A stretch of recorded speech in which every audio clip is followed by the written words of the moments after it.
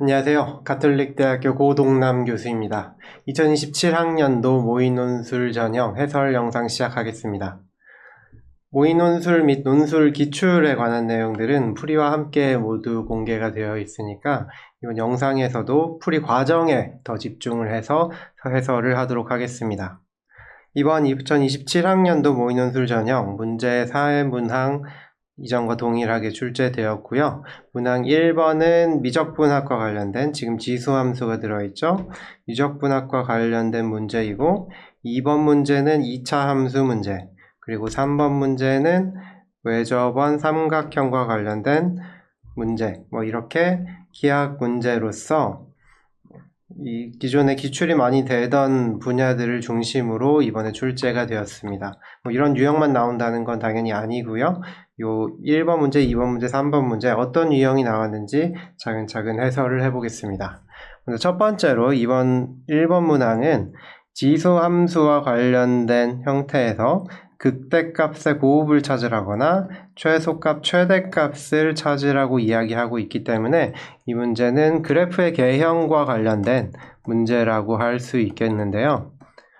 이런 그래프의 개형을 하려면 당연히 미분을 해야겠죠. 그래서 극대값의 곱 혹은 최소값, 최대값을 찾기 위해서 fx를 미분하는 것이 가장 중요하겠습니다. 한번 계산을 따라가 보겠습니다. fx가 지금 x 더하기 1, x의 제곱 나누기 4, 빼기 4죠? 그리고 지수함수에 마이너스 x로 되어 있는데요. 그렇기 때문에 이런 형태의 미분은 곱의 미분 형태이고요. 그래서 자연스럽게 미분을 할 수 있을 거라고 생각합니다. 좀 더 계산을 해보면은 여기 x의 세제곱 더하기 x의 제곱 빼기 4x 빼기 4 형태로 다항식 부분이 나오고요. 그렇기 때문에 f의 프라임 x는 이 앞쪽을 미분한 것 그리고 뒤쪽을 미분한 것 따로 생각해 보면 먼저 앞쪽 미분하면은 이렇게 전개가 될 거고요. 지수함수 그대로 남죠. 그리고 뒤쪽 미분하면 마이너스만 붙기 때문에 자연스럽게 다항식과 지수함수가 같이 곱해진 형태에서는 다항식 곱하기 지수함수가 유지된다는 것을 모두 알고 있을 거라고 생각합니다. 그래서 여기서 정리를 하면 x의 세제곱 그리고 마이너스 x의 제곱과 2x의 제곱이 남으니까 마이너스 2x의 제곱 그리고 2x와 4x 더해져서 마이너스 6x 그리고 마이너스 4, 마이너스 4 빼서 없으니까 exponential 마이너스 x의 세제곱 마이너스 2x의 제곱 마이너스 6 형태가 나오게 됩니다. 이제 이 함수를 이용해서 fx 자체의 그래프의 개형을 구하면 되겠죠. 그래프의 개형이 어떻게 나오느냐? 당연히 이 다항식에 연관이 있을 텐데요. 이 아래쪽에 붙어 있는 다항식은 지금 3차 항이지만 x로 묶여서 나오기 때문에 우리가 좀 더 다루기 쉬울 것 같아요. 이 부분에 집중을 해서 풀어보면은 x 혹은 x의 제곱 빼기 2x 빼기 6 이 둘 중에 하나가 0이 되면은 f'x가 0이 되겠죠. 지수함수 부분은 0이 아니니까요. 따라서 f'x가 0이냐 묻는 것은 x가 0이거나 혹은 x에 대한 2차 방정식의 해가 나오겠고요.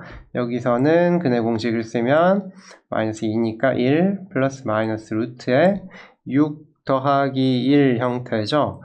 1 빼기 6이니까 7. 그래서 이렇게 1 더하기 빼기 루트 7 그리고 x가 0일 때 f'x가 0인 것을 확인할 수 있고요. 추가적으로 fx 자체도 한번 알아볼까요? fx가 언제 0이 되느냐 따져보면은 자연스럽게 x의 세제곱 더하기 x의 제곱 빼기 4x 빼기 4 형태였는데 이미 이게 인수분해가 되어 있었죠? x 더하기 1 x의 제곱 빼기 4라고 했었고 그리고 요거는 x 더하기 1 x 플러스 2 x 마이너스 2니까 이게 0이라는 뜻은 x가 마이너스 1이거나 마이너스 2거나 2인 이 세 가지 경우가 들어가게 되겠습니다. 이 두 가지 형태를 이용하면 우리가 증감표를 그릴 수 있죠. 여기서는 그래프로 대체해서 한번 그려볼까요? 여기 0 넣고 마이너스 1, 마이너스 2, 1, 2 1 더하기 루트 7이 어디 있을까 생각해보면 대충 2보다는 클 거고요. 루트 7이 2보다는 크니까 그러면 1 빼기 루트 7도 적당히 한 요 근처에 있겠네요. 맞나요? 이때 우리가 알고 있는 함수값은 마이너스 1일 때 0을 지나고 마이너스 2일 때 0을 지나고 그리고 2일 때 0을 지난다는 거고요. 미분이 0인 점들이 여기 주어져 있으니까 어디가 올라가고 어디가 내려가느냐 따져보면은 이쪽이 올라가는 형태에서 다시 무한히 내려갈 거고요. 그리고 요 사이의 극값이 어디 있나요? x가 0일 때가 극값인 거죠. 그래서 여기가 제일 최대점을 찍는 형태일 거고요. 다시 올라와서 1 빼기 루트 7에서 다시 찍은 다음에 마이너스 2를 거쳐서 내려가는 형태가 되겠습니다. 그래프 모양 자체가 정확히 똑같지는 않겠지만 그래프의 개형이 그렇다는 거죠. 그래서 극대값이 어느 게 더 큰지는 지금은 계산을 값을 넣어서 확인해 봐야겠지만 극대값이 2개 나온다는 것도 확인할 수 있기 때문에 그거에 대한 극대값의 곱을 구하라는 것은 1 더하기 빼기 루트 7을 fx 함수에 집어넣어서 그 값을 확인하라는 뜻일 겁니다. 그러니까 a가 지금 결론적으로 f 1 더하기 루트 7, 1 빼기 루트 7 쓰기가 귀찮네요. 그럴 때는 알파를 1 빼기 루트 7, 베타를 1 더하기 루트 7이라고 정한 다음에 f알파, f베타를 구하겠다 라고 하면 되겠습니다. 쭉 써보면 이런 식으로 다항식 형태, 지수함수 형태가 같이 나오고 있죠. 그래서 논제 1번에서 a의 값을 구하라고 했으니까 이것을 풀어서 간단하게 표현해 주면은 우리가 원하는 값이 되겠습니다. 그래서 이러한 그래프 개형 관련된 문제를 풀 때는요, 당연히 이런 그림을 줄 수 있으면 제일 좋겠지만요, 물론 그림 그리다가 틀릴 가능성도 높잖아요. 이런 거에 대한 증감표 같은 것을 어떻게 말로 설명할 수 있을지, 여러분들 증감표 그리는 것은 교과서에서 배우니까요.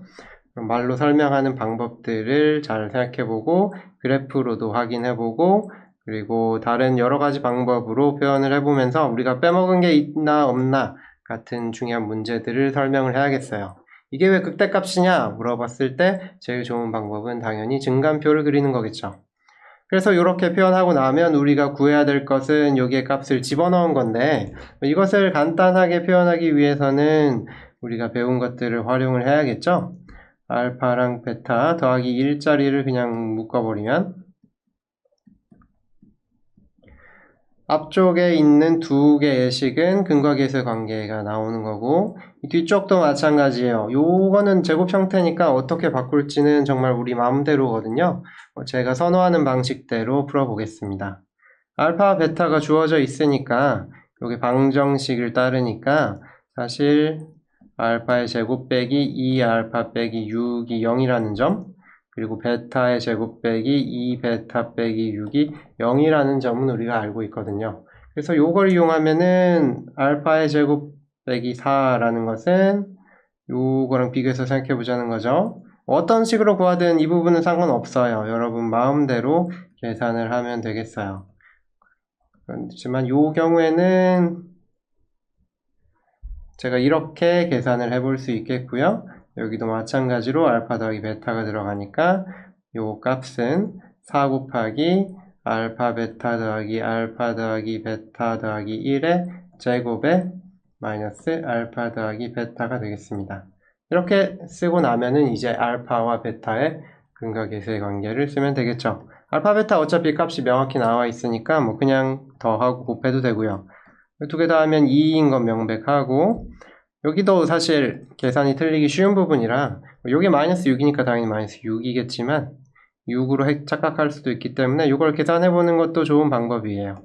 마이너스 6이 있고 그럼 여긴 4 곱하기 마이너스 6 더하기 3이니까 마이너스 3의 제곱에 익스포넨셜에 마이너스 2다 라는 뜻으로 36 나누기 2의 제곱이라는 값이 a의 값이 되겠습니다.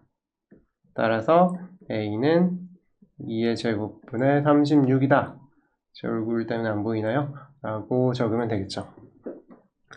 네, 이와 마찬가지로 우리가 최소값, 최대값을 구하는 게 논제 2번인데 닫힌 구간 1부터 2026까지 극값이 얼마나 있는가, 극대값이 뭐고 극소값이 뭐고 어떻게 생겼는가 하는 것들을 따져보면은 우리가 쉽게 이해할 수 있겠죠. 이 오른쪽에 제가 그린 그래프를 따라보면 1부터 라고 했으니까 자연스럽게 그래프 개형에 의해서 라고 적어주고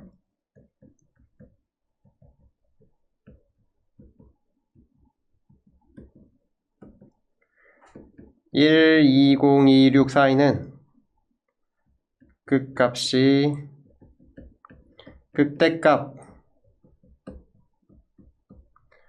f 1 더하기 루트 7 하나밖에 없다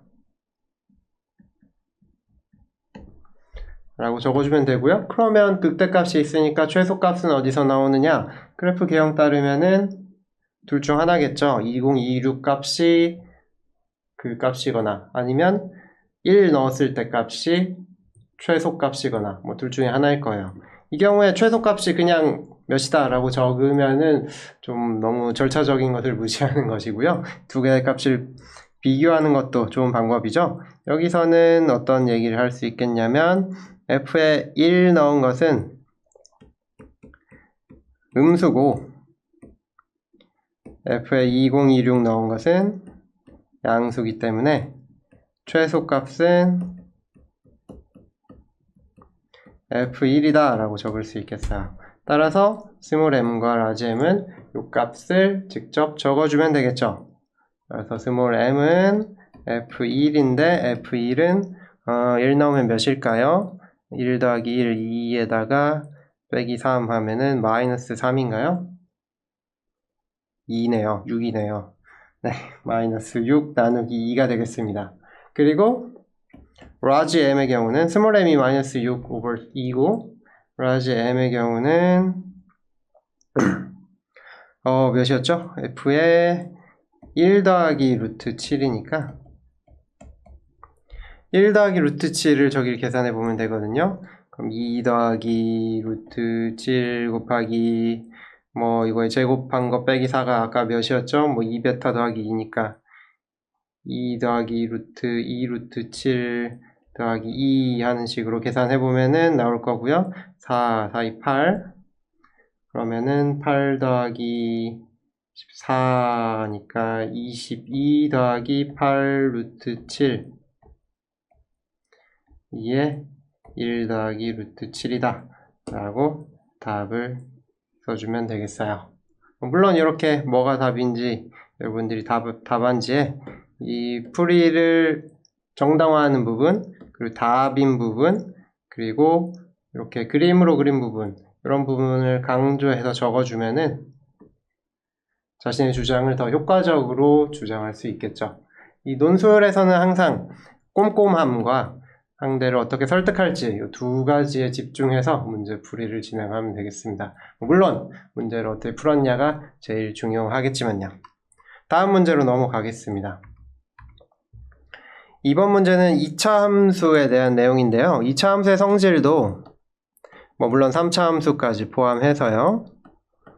4차 함수는 범위가 아니니까 제외하면은 어떤 함수의 성질이 어떻게 생겼느냐 예를 들어서 이 함수가 어디에서 대칭이고 어떻게 올라가고 어떻게 내려가는가 그 값이 몇 개인가 하는 그런 그래프의 성질에 대한 이야기도 논술의 대표적인 일인데요. 여기서는 서로 다른 실수가 몇 개냐 그리고 그 합이 몇이냐 하는 내용으로 제시문을 주고 있고 값을 주는 거는 당연히 함수의 범위를 좀 더 축소시키는 그런 제한 조건이 되기 때문에 우리에게 도움을 주는 조건이 되겠습니다. 그리고 여기에서 약간 까다로운 부분이 보이는데 G랑 H를 합성한 방정식을 등장시켰어요. 이걸 만족시키는 서로 다른 실수, 2차 함수가 어떤 걸 만족시키냐랑 살짝 다른 내용이지만 어쨌든 실수근의 개수를 묻고 있습니다. 이렇게 개수를 묻고 있는 경우에는 역시나 그래프를 그려서 해결하는 것이 제일 간단한 방법이 되겠습니다. 차근차근 진행을 해볼까요? 우선 논제 2일에서 F에 대한 꼭지점을 이야기하고 있기 때문에 논제 1번은 이런 식으로 약간의 힌트를 주는 경우가 많겠죠? 논제 2번은 G를 전부 구하라고 하고 있기 때문에 F를 먼저 판단한 다음에 그걸 이용을 해서 G에 대한 이야기를 진행을 해봅시다. F 이것도 물론 답안이 한 경우만 있지는 않을 거예요. fx가 4를 만족시키는 서로 다른 실수가 어떻게 되느냐?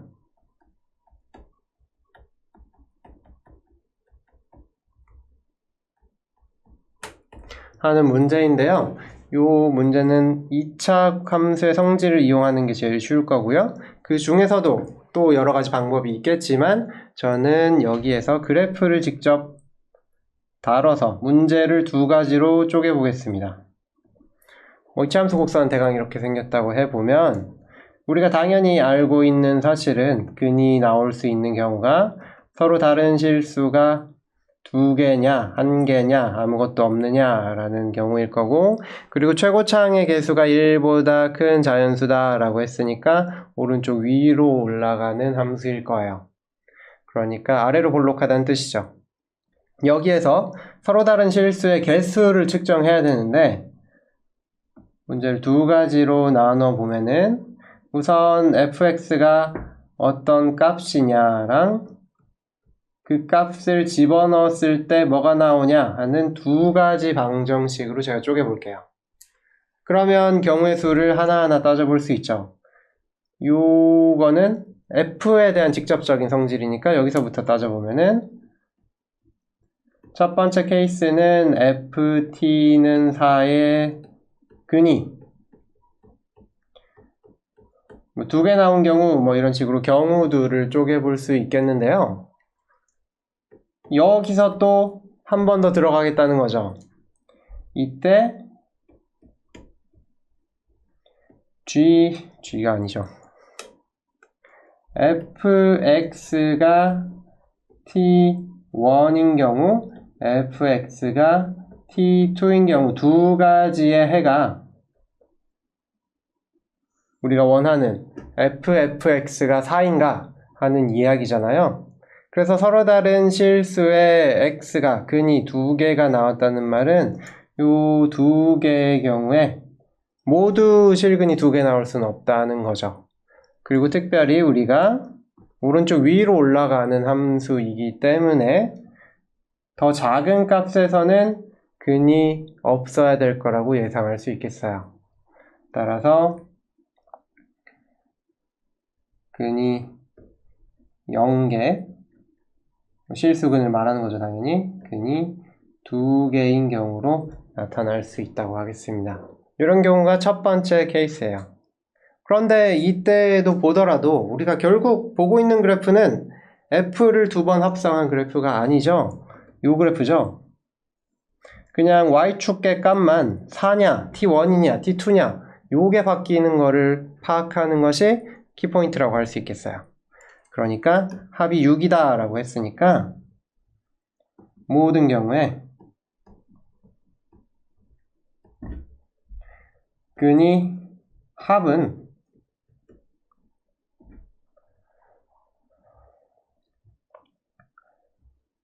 꼭지점의 좌표와 연관이 있다는 거죠. 꼭지점이 그래프의 꼭지점을 말하는 거죠. 그래프의 꼭지점의 x좌표와 연관되어 있다는 거죠. 더 구체적으로 말하자면 근의 평균이 꼭지점의 x좌표라는 거예요.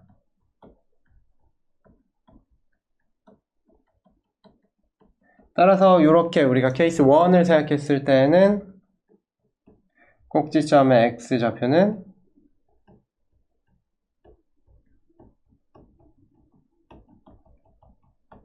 합이 6이니까 평균은 3이라는 거죠. 3이다 하고 이야기할 수 있겠고요. 여기서 문제 끝났다고 넘어가면 안 되죠. 우리는 한 가지 경우만 본 거예요. 다른 경우가 어떻게 되는지도 설명을 해야 돼요. 그게 어떤 논리더라도 요거를 꼼꼼하게 하지 않아서 감점이 되는 경우가 상당히 많기 때문에 모든 경우를 다 체크하겠다는 마음을 가져야 되겠습니다. 차근차근 보는 것이 참 긴장한 상태에서는 쉽지 않죠. 근이 아예 없으면은 우리가 고려할 필요가 없으니까 근이 하나다 인 경우를 따져보면은 뭐 서로 다른 실근이 하나라는 뜻이죠. 이때 fx는 t0인 경우가 서로 다른 것이 두 개가 나와야 될 거예요. 그렇지 않으면은 개수가 부족하죠. 근이 사라지면 아예 그냥 사라졌기 때문에 뭐 fx가 사라진 근에 대해서 또 함수를 풀 게 아니잖아요. 여기서 근이 두 개가 되는 거고, 이 경우에도 뭐 아무 논리가 없이 근의 합이 있다면 꼭지점에 x좌표가 어차피 근이 두 개였기 때문에 평균이 6이면 합이 6이면 평균이 3이고 꼭지점의 x좌표는 똑같이 3이다 라고 주장할 수 있겠습니다. 좀 더 자세하게 쓰려면 뭐 케이스 세 번째에서 근이 ft가 4에 근이 없을 때 얘기할 수 있겠지만 근이 없는 게 너무 명백하기 때문에 언급만 해주면 되겠어요.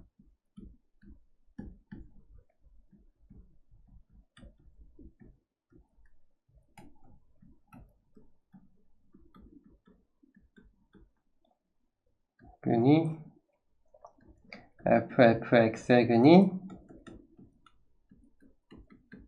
없다 라고 지적해주고 넘어가면 더 좋은 답안이 되겠습니다. 추가로 설명하자면 여기서는 그게 드러나고 있지는 않는데요. 사실 케이스 2를 더 깊게 들어가 보면 이거는 그냥 추가적인 설명이에요. 다른 방향으로 풀었을 때 제 풀이와 좀 다른 부분이 있을 수가 있기 때문에 추가적으로 설명을 해보면 이 경우에 꼭지점의 x좌표가 3이라서 f3이 4라는 뜻이거든요. 꼭 중근이 하나밖에 없고 평균이 3인데 사실은 그 근이 하나밖에 없었다는 거죠. 그렇기 때문에 요 경우에는 fx가 t0가 몇이냐 따져봤을 때 t0가 아까 3이라고 했잖아요. 근이 몇 개인지 판단할 수 있는데요. 이 경우는 사실은 4가 중근이니까 3은 근이 없습니다. 4가 중근이면 3은 근이 없죠. 따라서 근이 없다 라고 요 케이스는 생각하지 않아도 된다 라고 해도 같은 풀이가 되겠어요. 근이 있으면은 평균이 3일 거고 근이 없으면은 우리가 고려하지 않아도 되는 경우죠. 케이스 1이 이미 있으니까요. 그래서 이런 경우에는 다양한 풀이가 나올 수는 있는데 결론적으로 근의 평균과 꼭지점의 x좌표를 연결 지을 수 있었으면은 모든 경우에 논리적으로 아무 문제 없이 해결이 되겠습니다. 네, 다음으로 넘어가 볼까요? 문제 2번에서는 2차 함수 g를 구하라고 했는데 g에 대한 내용은 f와 독립적으로 지금 기술이 되어 있어요. 목표부터 봅시다. GHX가 2를 만족시키는 서로 다른 실수 x가 1개래요. 그리고 hx가 어떤 모양이냐 보니까 hx는 1대1인 증가 함수네요. 따라서 hx가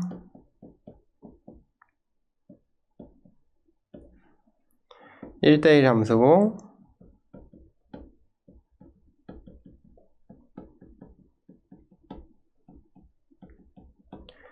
hx는 항상 0보다 크기 때문에 0일 수도 없죠. 그래서 G, H, X의 2가 되는 경우가 서로 다른 실수가 두 개의 근을 갖는다는 말은 한 개죠? 제가 잘못 썼네요. 그냥 gx가 2다 라고 생각한다면 아까 f에서 했던 것처럼 근이 짝수개가 나오는 게 당연해 보여요. 근데 여기서 그렇지가 않았다는 것은 중근, 그러니까 같은 근이 생겼거나 아니면 음수인 근이 생겨서 우리와 관계없는 근이 됐을 거예요. 그렇기 때문에 이 함수의 정체를 이제 판단을 해야 된다는 거죠. 근이 하나는 양수, 하나가 음수가 나오게 하거나 아니면 같은 근이 둘 다 양수가 되게 만들면은 성공을 하는 거예요. 그리고 구하라고 했으니까 그런 경우가 많지는 않을 겁니다. 봅시다. 같은 논리를 사용하면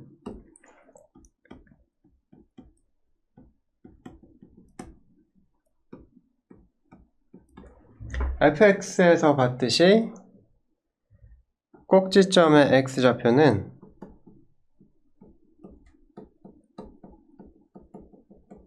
지금은 함수 g를 구하고자 하는 거예요. 대충 어떻게 생겼나 대강의 형식을 좀 찾아보려면 꼭지점이 참 좋죠. 꼭지점의 x좌표가 6 나누기 4이기 때문에 2분의 3이라는 거고요. 따라서 gx를 좀 표현해보면은 어떤 a, b에 대해서 ax 빼기 2분의 3의 제곱 더하기 b 형태일 거고요.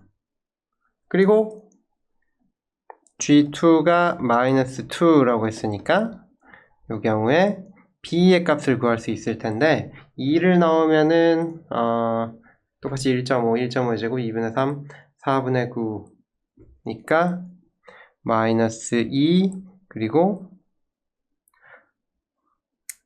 빼기 4분의 1a가 나오겠네요. 따라서 g의 형태는 아직 하나 변수를 더 모르지만 최고차항의 개수를 빼고 생각해보면 이렇게 우리가 표현할 수 있겠습니다. 이제 서로 다른 실수가 4개가 나온다는 조건은 아직 우리가 건드리지 않았으니까 서로 다른 실수가 4개가 나오도록 이 기억의 나를 만족하도록 이것을 조정을 해주는 식으로 얘를 보면 될 것 같은데요. 그리고 조건이 더 있네요. 이걸 만족시키는 다른 실수가 하나라고 했는데 아직 요 조건을 사용하지 않았죠. 이 조건에 집중해서 이야기를 해봅시다. hx가 항상 양수니까 요 그래프가 어떻게 되느냐 봐야 되는 거고 2를 집어넣었잖아요. 단도직입적으로 풀어봅시다. gx가 2인 경우가 x가 몇인가 풀어보면서 이 x가 2차 방정식이기 때문에 풀 수 있을 것처럼 보여요. 계산을 해보면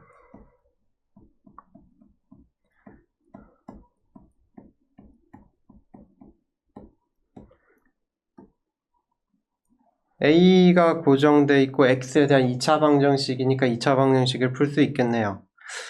근데 약간 귀찮긴 하죠? 근데 완전 제곱식 형태라서 이렇게도 풀 수 있을 거예요. 그러니까 x가 2분의 3 플러스 마이너스 루트를 해서 양변에 a로 나눠줘야 되는 거죠. 그러면 4분의 1 더하기 a분의 4가 나옵니다. 이걸로 양수음수를 체크해도 되겠고요. 굳이 이렇게 할 필요도 사실 없어 보이는데 그래프 잘 살펴보면은 아까 2분의 3에서 꼭지점 갖는다고 그랬고 꼭지점의 값 우리 구했죠. 요거 알고 있으니까 마이너스 2 마이너스 4분의 a를 통과하는 어떤 그래프가 이렇게 튀어나올 거고요. 우리가 관심 있는 거는 해가 요 해가 아니죠? 2를 통과하는 해가 여기랑 여기가 양수냐 음수냐 하는 거예요. 제가 그린 그림에서는 음수라서 지금 서로 다른 실수가 하나밖에 없는 거죠. 그걸 체크하기 위해서는 여기 값을 체크해야겠어요. 그러니까 G0가 몇인지가 궁금한 거고, 이 G0가 사실 우리가 원하는 조건은 얘가 2랑 비교했을 때 2보다 작을 때 2보다 클 때 어떻게 되는가 확인하면 되는 거죠. 2보다 작으면은 음수의 근이 생기는 거고 2보다 커지면은 양수의 근이 있다는 뜻이네요. 중간값 정리에 의한 거죠. 그래서 2보다 작다 하고 이야기를 할 수 있겠고요. 요게 2보다 작은 조건은 직접 대입해 보면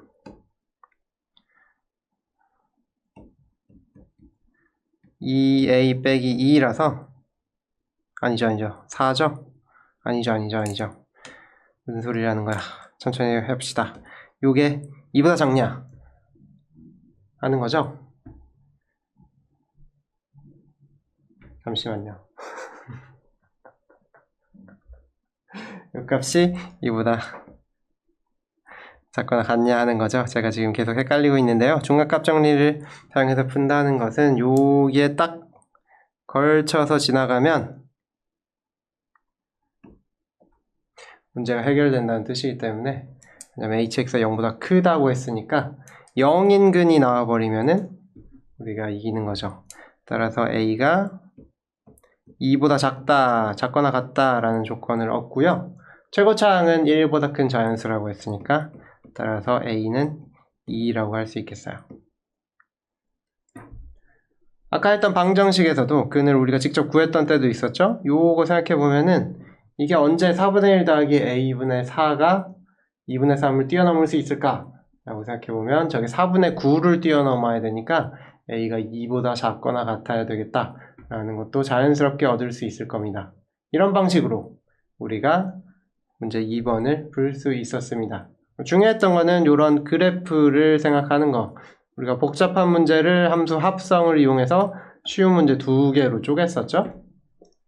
그래서 근의 평균, 꼭지점의 x좌표 뭐 이런 얘기를 하면서 그래프를 좀 더 쉽게, 함수를 좀 더 쉽게 다룰 수 있도록 gx의 형태를 규정을 시켰어요. 그 다음에 제시문에 있는 다를 이용해서 문제를 해결하려고 한 거죠. 그래프로 해결할 수도 있고 수식으로 해결할 수도 있고 다양한 방법으로 풀 수 있는 문제가 주로 나오게 되겠습니다. 다음 문제로 넘어가 봅시다. 3번은 문제가 좀 길게 형성되었는데요. 지금 삼각형 ABC라던가 외접원이라던가 삼각함수들의 공식이 들어있고 원이 어떻게 됐나, 직선이 수직이다, 그리고 길이가 어떻다, 그리고 각도가 어떻게 생겼느냐, 길이가 어떻게 생겼느냐 하는 것을 물어보는 전형적인 기하학과 관련된, 그리고 삼각형 외접원, 그리고 뭐 삼각법칙, 코사인 법칙, 뭐 이런 사인 법칙, 코사인 법칙 이런 내용이 주어지는 삼각형, 삼각함수 문제라고 할 수 있겠어요.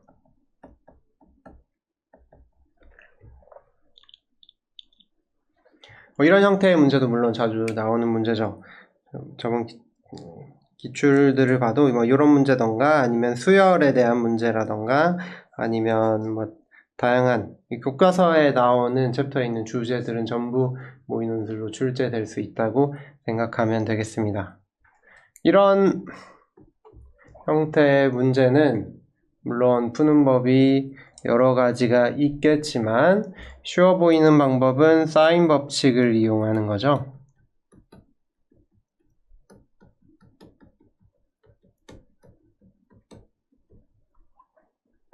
외접원을 반지름을 라지 R이라고 보통 표현하고, 그러면 사인 법칙, 코사인 법칙에 의하면 사인 A는 2R분의 A인 거고 사인 B는 2r분의 b인 거고, 이게 그냥 삼각함수에 대한 문제가 아니고 삼각형에 대한 문제이기 때문에 삼각형의 변의 길이와 외접원의 길이로 쉽게 표현할 수 있다는 거죠. 코사인 법칙은 c의 제곱이 a의 제곱 더하기 b의 제곱 빼기 2ab 코사인 c가 나온다는 거니까요. 그래서 요 나번에 사인 법칙, 코사인 법칙을 적용해보면 2r분의 a가 2 곱하기 2r분의 b 그리고 2ab 나누기 2ab분의 a의 제곱 더하기 b의 제곱 빼기 c의 제곱이다 라는 형태로 나온다는 것을 알 수 있겠습니다. 0이 아니니까 열심히 약분해보고요.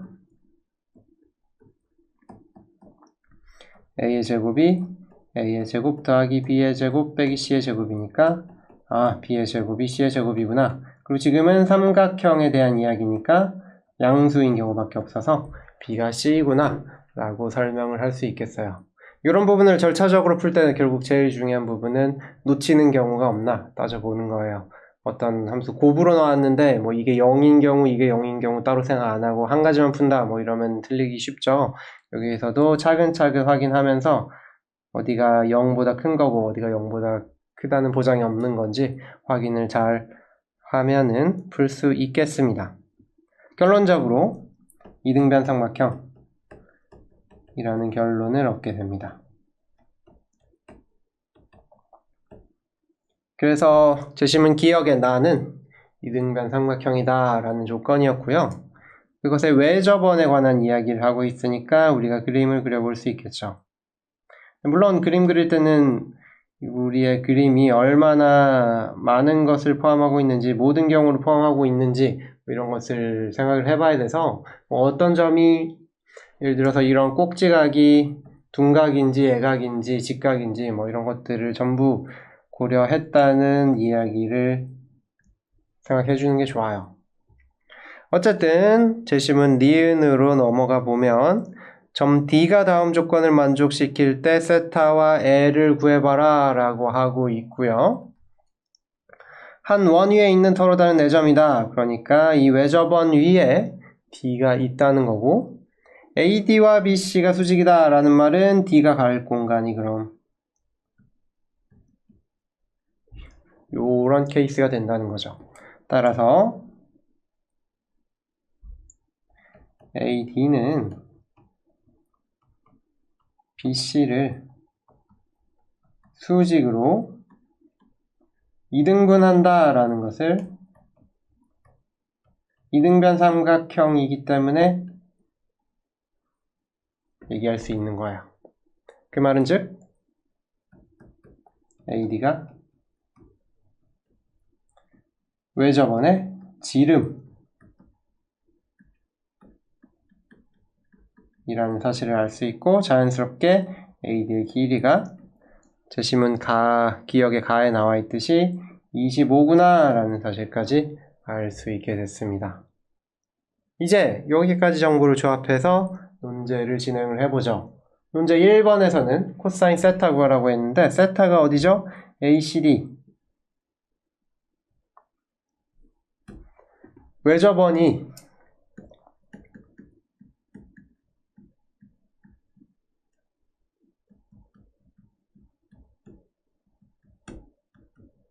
똑같죠? ABCD가 한 원 위에 있기 때문에 따라서 AD가 그대로 지름이 되고요. 각 ACD는 세타는 직각이에요. 따라서 코사인 세타는 직각의 코사인이면 0인가요? 0이라고 할 수 있겠습니다.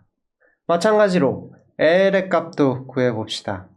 여기서 AD의 길이가 나와 있고 그리고 길이가 하나 더 주어져 있죠. 삼각형의 길이가 2개 주어져 있으면은 우리가 많은 것을 할 수 있죠. 가운데에 있는 중점을 M이라고 하면 B하고 M 사이가 12라고 해요. 우리가 알고 있는 건 A와 D 사이가 25라는 거죠. 그러면 CD의 길이는 뭐 BD의 길이를 구하는 것과 똑같을 거고, 지금은 직각삼각형 안에 직각삼각형이 들어있는 형태의 문제가 되는 거죠. 얘가 25, 얘가 12일 때 요 길을 구해보라는 거죠. 얘가 CD예요.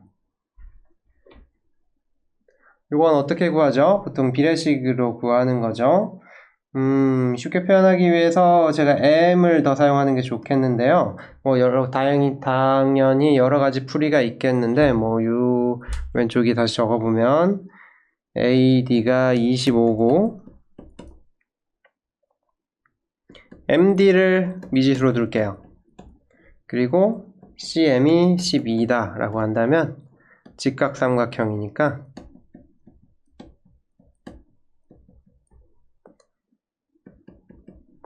ACD와 AMC가 2분의 파이고, 이거에 의하면 25 빼기 X를 한 것과 12를 비교하면 12와 X를 비교한 게 돼요. 이런 경우에 비례식은 자연스럽게 2차 방정식을 뜻하게 되고요. X의 제곱